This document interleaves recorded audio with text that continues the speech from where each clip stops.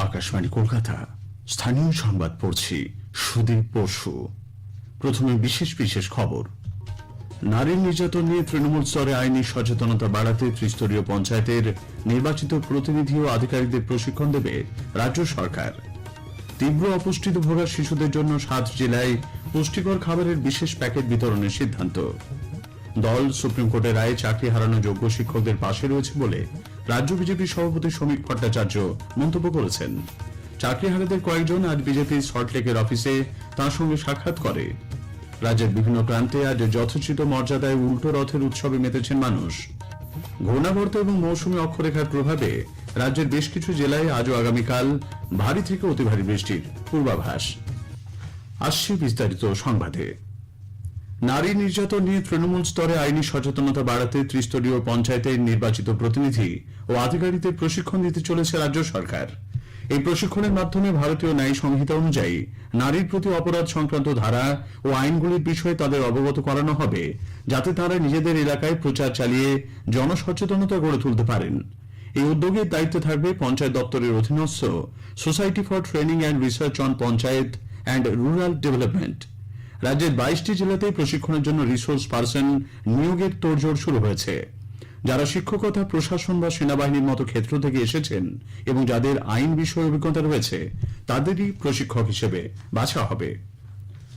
তীব্র অপুষ্টিতে ভোগা শিশুদের জন্য রাজ্য সরকার 7 জেলায় পুষ্টিকর খাবারের বিশেষ প্যাকেট বিতরণের সিদ্ধান্ত নিয়েছে। এই লক্ষ্যে খাদ্য সরবরাহ দপ্তরের তরফে ইতিমধ্যেই টেন্ডার ডেকে বেসরকারি সংস্থা নিয়োগের প্রক্রিয়া শুরু হয়েছে। দায়িত্বপ্রাপ্ত সংস্থা ওই শিশুদের জন্য নির্ধারিত পুষ্টিমান মেনে খাদ্য প্রস্তুত করবে এবং তার নির্ধারিত কেন্দ্রে পৌঁছে দেবে। এই প্রকল্পের প্রথম পর্যায়ে 7টি জেলাকে বেছে নেওয়া হয়েছে। সেগুলি হল বাঁকুড়া, পুরুলিয়া, ঝাড়গ্রাম, পশ্চিম মেদিনীপুর, পূর্ব মেদিনীপুর, দক্ষিণ ও উত্তর 24 পরগনা। জানা গেছে, আদিবাসী ও গ্রামীণ এলাকার শিশুদের মধ্যেই এই ধরনের তীব্র অপুষ্টি বেশি দেখা যাচ্ছে। নিজেদের দাবি দেওয়া নিয়ে বিজেপির সদ্য দায়িত্বপ্রাপ্ত রাজ্য সভাপতি শ্রমিক ভট্টাচার্যের সঙ্গে আজ সাক্ষাৎ করেছেন যোগ্য চাকরিহারাদের কয়েকজন। বিজেপির সল্টলেক দপ্তরে যোগ্য চাকরিহারাদের প্রতিনিধি হিসেবে সুমন বিশ্বাস সহ কয়েকজন যান। তাদের সঙ্গে বেশ কিছুক্ষণ কথা বলেছেন শ্রমিকবাবু।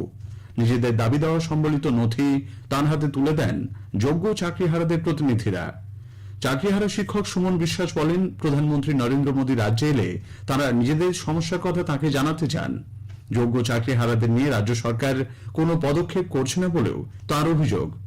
এদিকে আজ এক সাংবাদিক সম্মেলনে বিজেপি রাজ্য সভাপতি বলেন, দল যোগ্য চাকরিহারাদের পাশে রয়েছে। আমরা সর্বতভাবে এই চাকরিহারাদের পাশে আছি। যাদের মেধা প্রতারিত হয়েছে তাদের সুবিচার পাইয়ে দিতে, তাদের চাকরিতে পুনর্বহাল করতে, ওয়েমার শিটের যে মিরাজ আছে সেটাকে প্রকাশ্যে আনবার জন্য যত লড়াই করা সম্ভব করেছেন। আমাদের বিরোধী দলনেতাও তাদের সঙ্গে অতীতে দেখা করেছেন। কেন্দ্রীয় মন্ত্রী সুকান্ত মজুমদার তিনিও বিষয়টির মধ্যে ছিলেন। দল তাদের সঙ্গে আছে, কিন্তু আমরা আবার বলছি, যারা এই আন্দোলন করছেন সেই আন্দোলনকে কোনো রাজনৈতিক রঙে রাঙিয়ে দেবার কোনো ইচ্ছা আমাদের নেই। 2026-এর বিধানসভা নির্বাচনে তৃণমূল কংগ্রেসকে ক্ষমতা থেকে সরানোর আহ্বান জানিয়েছেন শ্রমিকবাবু। তিনি বলেন, পুলিশ প্রশাসনে সম্পূর্ণ রাজনীতিকরণ হয়েছে। তৃণমূল সরকারের বিরুদ্ধে সংখ্যালঘু সম্প্রদায়কে বিভ্রান্ত করারও অভিযোগ তুলেছেন শ্রমিক ভট্টাচার্য। কসবা সাউথ ক্যালকাটা ল কলেজে গণধর্ষণ কাণ্ডে পুলিশ মর্নিং শিফটে ডিউটিতে থাকা এক নিরাপত্তারক্ষীর মোবাইল ফোন বাজেয়াপ্ত করেছে। নির্যাতিতার বয়ানের প্রেক্ষিতে সঞ্জীব শীল নামে ওই ব্যক্তিকে পুলিশ জেরা করে। বাজেয়াপ্ত করা হয় তার মোবাইল। আগেই জানানো হয়েছে, গণধর্ষণ কাণ্ডে অভিযুক্ত মনোজিৎ মিশ্র, প্রমিত মুখোপাধ্যায় ও জয়ীব আহমেদের 8ই জুলাই পর্যন্ত পুলিশ হেফাজত হয়েছে। ঘটনার সময় নিরাপত্তার দায়িত্বে থাকা পিনাকি বন্দ্যোপাধ্যায়েরও 8ই জুলাই পর্যন্ত পুলিশ হেফাজত হয়। এদিকে গণধর্ষণ কাণ্ডের প্রতিবাদে কসবা থানার সামনে এসইউসিআই কমিউনিস্টের বিক্ষোভ কর্মসূচিকে কেন্দ্র করে আজ দুপুরে তীব্র উত্তেজনা তৈরি হয়। আন্দোলনকারীরা ব্যারিকেড ভেঙে এগোতে গেলে পুলিশের সঙ্গে তাদের ধস্তাধস্তি বাধে। বেশ কয়েকজন এসইউসিআই সমর্থককে পুলিশ আটক করেছে। নদিয়ার কৃষ্ণনগর শহরের পল্লীশ্রী থেকে পোস্ট অফিস মোড় পর্যন্ত আজ বিক্ষোভ মিছিল করে এসইউসিআই। রাজ্যের নিবন্ধিত অস্বীকৃত রাজনৈতিক দল ভারতীয় নিউ ডেমোক্রেটিক পার্টিকে মুখ্য নির্বাচনী আধিকারিকের দপ্তর শোকজ করেছে। আগামী 17 জুলাই দুপুর 2টোয় নির্ধারিত দলের সভাপতি, সাধারণ সম্পাদক বা প্রধানকে শুনানির জন্য ডাকা হয়েছে। শুনানিতে হাজির বাধ্যতামূলক করা হয়েছে। জাতীয় নির্বাচন কমিশনের পাঠানো তালিকায় পশ্চিমবঙ্গের 8টি নিবন্ধিত অস্বীকৃত রাজনৈতিক দলের এটিও একটি। প্রধানমন্ত্রী Narendra Modi Trinidad and Tobago সর্বোচ্চ জাতীয় সম্মানে ভূষিত হয় রাজ্যপাল সিবি আনন্দ বোস উচ্ছ্বাস প্রকাশ করেছেন। রাজভবনের পক্ষ থেকে জারি হওয়া এক বিবৃতিতে রাজ্যপাল বলেন, এই সম্মান প্রধানমন্ত্রীর নেতৃত্বের আন্তর্জাতিক স্বীকৃতি। স্থানীয় সংবাদ শুনছেন আকাশবাণী কলকাতা কেন্দ্র থেকে। আমাদের সংবাদ শোনা যাচ্ছে ইউটিউব চ্যানেল আকাশবাণী সংবাদ বাংলা, ফেসবুক, ইনস্টাগ্রাম আকাশবাণী সংবাদ কলকাতা এবং এক্স হ্যান্ডেল এআইআর নিউজ কলকাতাতে। পূর্ব বর্ধমানের কাটোয়ার রাজুয়া গ্রামে বিস্ফোরণে প্রাণহানির ঘটনায় দলের প্রাক্তন কাউন্সিলর জঙ্গল শেখের লোকেদের হাত আছে বলে কাটোয়ার বিধায়ক তথা তৃণমূল কংগ্রেসের জেলা সভাপতি রবীন্দ্রনাথ চট্টোপাধ্যায় অভিযোগ করেছেন। তাঁর এবং দলের লোকেদের উপর হামলা চালাতেই সেখানে বোমা বাঁধা হচ্ছিল বলে দাবি করেছেন তিনি। পাশাপাশি খাগড়াগড় বিস্ফোরণের সঙ্গেও এদের যোগ থাকতে পারে বলে দাবি রবীন্দ্রনাথ বাবুর। খাগড়াগড়ে যে বাড়িতে ওরা ছিল সেই বাড়িটাও পুলিশ রেড করেছিল, কিন্তু ধরতে পারেনি, ওরা পালিয়ে গিয়েছিল। এবং তুফান চৌধুরী তারপরেই বর্ধমানে একটা কেসে অ্যারেস্ট হয়ে যায়। ওরা একটাই টিম, একসঙ্গেই থাকে এবং সেই সূত্র ধরেই এই ঘটনাগুলো ঘটেছে। উল্লেখ্য, রাজুয়া গ্রামে একটি পরিত্যক্ত বাড়িতে গত রাতে বিস্ফোরণে বরকত শেখ নামে এক ব্যক্তির মৃত্যু হয়েছে। তুফান চৌধুরী, ইব্রাহিম শেখ এবং শফিক মণ্ডল নামে 3 আহতকে বর্ধমান মেডিকেল কলেজ হাসপাতালে ভর্তি করা হয়। তুফান দাগি আসামি বলে পুলিশ সূত্রের খবর।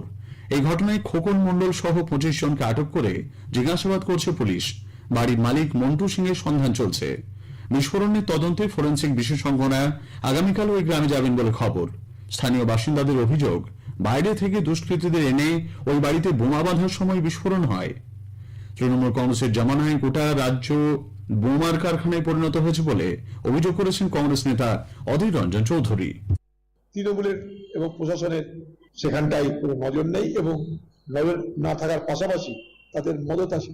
বোমা তৈরি করা, বোমা বিক্রি করা, মশলা জোগাড় করা, মশলা বিক্রি করা, এগুলো পশ্চিমবঙ্গে কিন্তু তৃণমূলের আমলে একটা সংগঠিত ব্যবসা।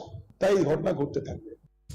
দখলদারির লড়াইয়ে সুবিধা পেতে রাজ্যে দুষ্কৃতীদের আশ্রয় দেওয়া হচ্ছে বলে সিপিআইএম এর কেন্দ্রীয় কমিটির নেতা সুজন চক্রবর্তী অভিযোগ করেছেন।